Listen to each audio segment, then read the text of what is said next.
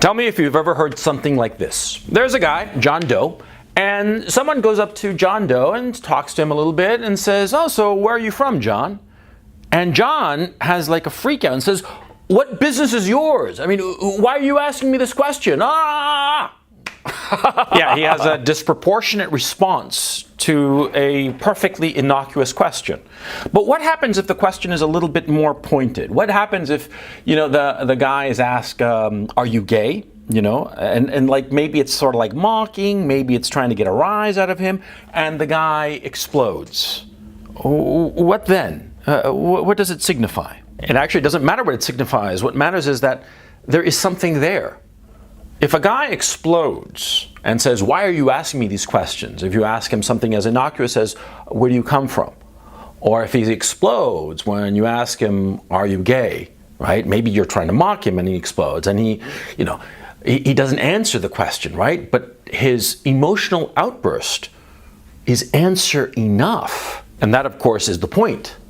See, a lot of times, in the desire not to answer a question, the way you refuse to answer the question is an answer in and of itself. And that's why when somebody asks you a question that you don't want to answer, right, for whatever reason, you have to have a strategy to give a non-answer. To give an answer that is not an explosion, to give an answer that is not, "I don't have to answer that question," to give an answer that sort of like erases or makes the question vanish into thin air, makes it go poof. There are actually a lot of ways to handle a question you don't want to answer. Yeah.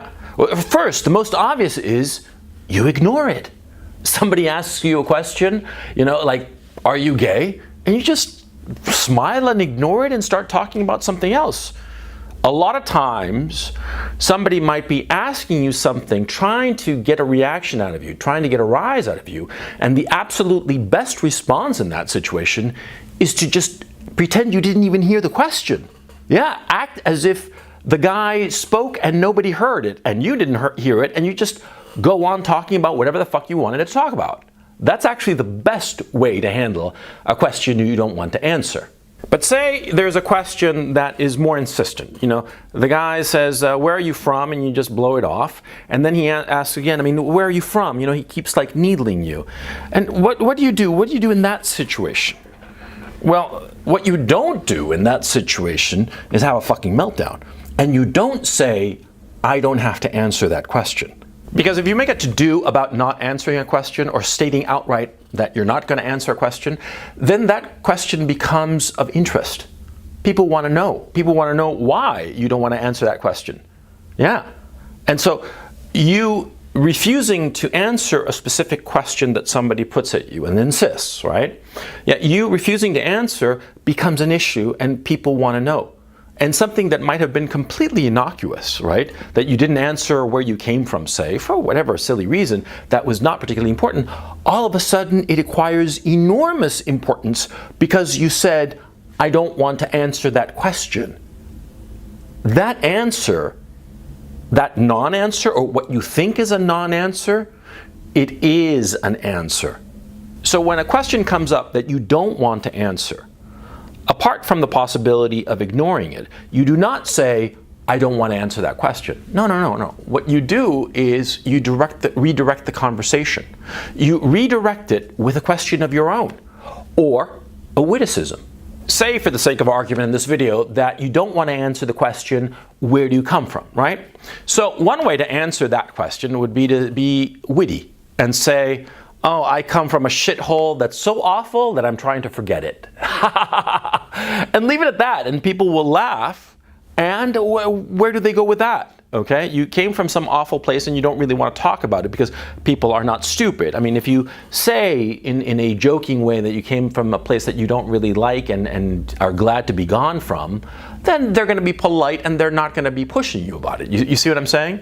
So if you throw out a witticism, yeah, then all of a sudden, it makes everybody get on your side, and the person questioning you doesn't have any place to go. Because if they repeat the question after the laughter dies down, "Oh, so where do you come from?" everybody's going to be like, "What a dick, leave him alone." Yeah?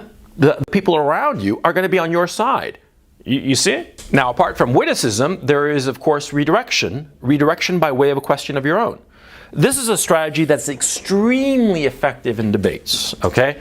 Or let me phrase you. It's not really effective in debates, informal debates. It's effective with people who are trying to win an argument, right? And might actually have a weak hand. And this is, of course, the problem when you are asked a question that you don't want to answer, because it could be that you don't want to answer it, or it could be that you don't know the answer, right? So a good way to handle a question you don't want to answer is to flip it back with a question of your own. For instance, with the question of where do you come from, you ask him, oh, well, where do you come from? Is it important for some reason? And you flip it like that. You ask them where they come from, and then you ask, why do you want to know? What's the big deal with where I come from? Yeah? And you see, all of a sudden, you were asked a question that you didn't want to answer for whatever reason. You flipped it around, judo-like, aimed it at the person, and not only aimed it right back at the person, but put the onus on them, because now they have to answer why it is that they were asking this particular question. Why is it important for them? You see? There are lots of reasons, an infinite number of reasons, why you don't want to answer a question. It could be that you don't know the answer, like I said before. It could be that the answer will show some weakness on your part or leave the door open for some attack or some whatever.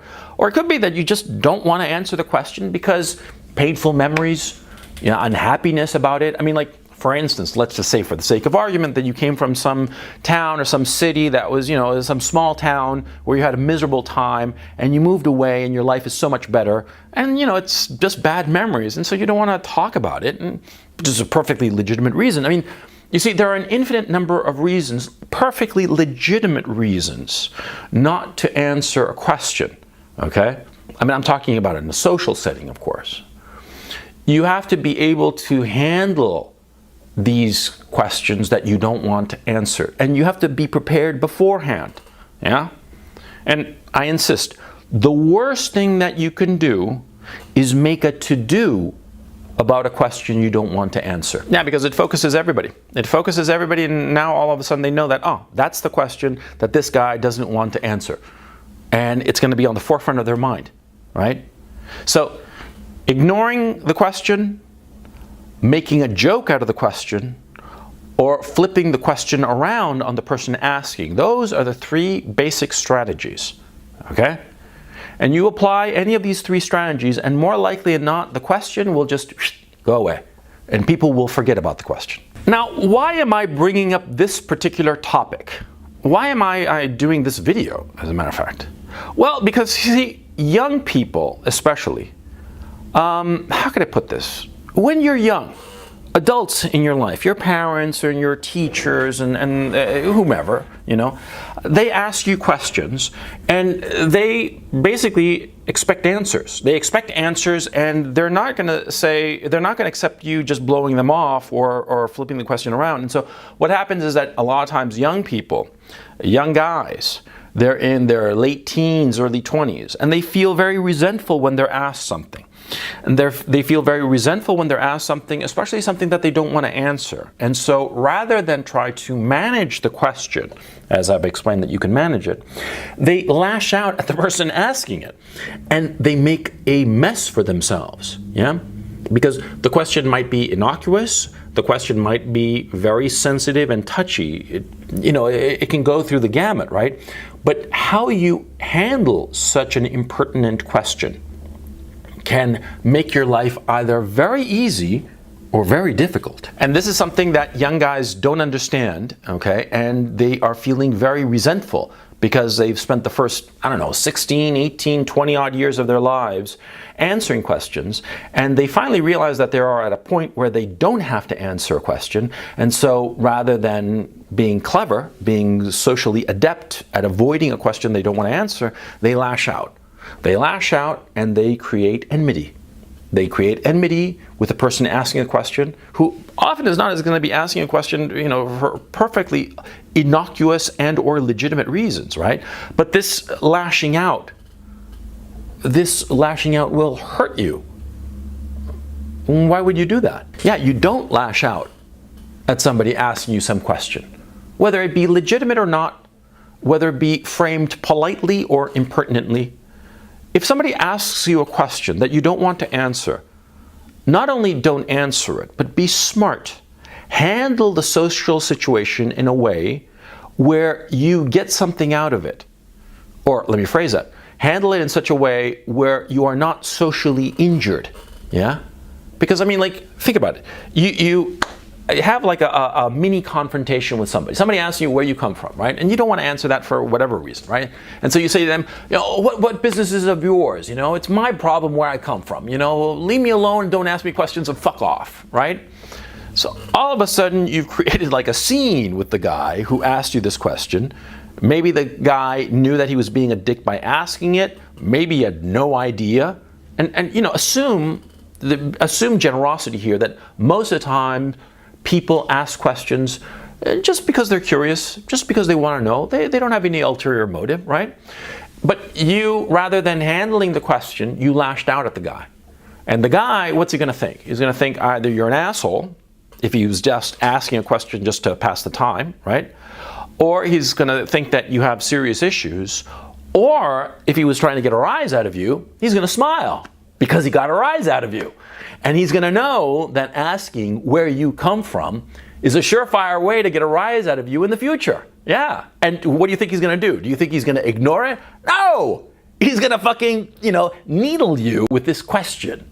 You automatically gave him a fucking weapon against you. Yeah, that's what you did. Young guys do this all the time. How do I know that young guys do this all the time? Because I did it all the time when I was young. A lot of times when people would ask me something that I didn't feel like answering, or was a touchy subject, a sensitive topic, right? I'd lash out. Sometimes I'd lash out just because I was pissed off about other shit in my life, and I didn't know how to handle the frustration and anger I had on this other shit. And so I'd lash out at somebody, and say, well, what business is of yours? Fuck off, leave me alone. I don't have to answer your fucking questions, right? Which is just immature, it's juvenile, it's stupid. We were all there. I was there, you were there, we've all been there, okay? And so that's why I'm telling you, you who are young, you who are presumably in this boat, because older guys listening to me, they're going to be nodding because they know. They fucking know because they were there. We've all been there. And so understand, when you are confronted with a question that you don't want to answer, don't lash out. Control yourself. Control yourself and use these strategies, these simple strategies, these 3 approaches. Silence, just ignoring it, a witticism, or just a judo flip and reframe. Those are the 3 ways that you solve this problem of a question that you don't want to answer. It happens all the time. It happens all the time in your life, and you have to be prepared for it. Don't fall into the trap of always getting pissed off when somebody asks you something that you don't want to answer or can't answer. No, never fall into this trap, because it becomes a habit. It becomes a habit, and you see it. There are certain guys who always get pissed off. They always get pissed off when they are hit with a question that they either don't know the answer to or don't want to answer for whatever legitimate reasons, right? And they lash out, and it hurts them in the long run. This simple tool, the simple ability to not answer a question you don't want to answer, but in a way that is socially, how can I put it, socially acceptable. This is a valuable tool that you should learn. Practice it. Practice it as much as you can.